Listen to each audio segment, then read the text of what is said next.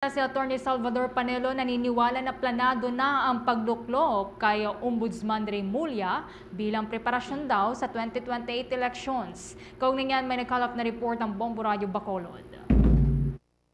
Inilatag ni Atty. Salvador Panelo, former Chief Presidential Legal Counsel ng Duterte Administration, ang mga nakita nitong dahilan sa pagpili kay Jesus Crispin Remulla bilang bagong ombudsman. Sa panayam ng Bombo Radio Bacolod kay Panelo, iginiit nito na hindi qualified bilang ombudsman si Remulla dahil ito ay may kinakaharap na pending criminal and administrative complaints. Ito ay inihain ni Senator Raimie Marcos, may kinalaman sa pag-aresto kay former President Rodrigo Duterte noong Marso 11. Ayon dito, pinili ni President Ferdinand Bongbong Marcos Jr. si Remulla na maging ombudsman upang maiakyat ang kaso laban kay Vice President Sara Duterte upang ito ay hindi na makatakbo sa presidential election sa 2028. Dagdag pa nito na sa pagbaba ni Marcos bilang Pangulo sa 2028, siya ay hindi makakasuhan kung si Remulla ang ombudsman. Ayon kay Panelo, na plano ng lahat kabilang na ang pag-iimbestiga sa bank accounts at Statement of Assets, Liabilities and Net Worth o SALN ng pangalawang Pangulo. Kaya pinili yan kasi gusto nilang kasuhan si Sara. Pangalawa, mas importante, para pag bumaba si Marcos Jr. sa 2028 at may mag-file ng kaso sa kanya, may di-dismiss ka. Siya sa plano nila para siraan si Inday para hindi makatakbo. Para makaligtas si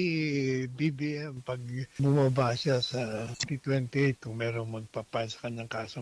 Mula rito sa Bombo Radio Bacolod para sa Bombo Network News, ito si Bombo Zaldiforo II and this is Bombo Radio Philippines, the #1 and most trusted source of news and information, Basta Radio, Bombo! For the most trusted source of news and information, visit our website at www.bomboradio.com. Follow us on Bombo Radio mobile app, Facebook, YouTube, TikTok, and X, formerly Twitter.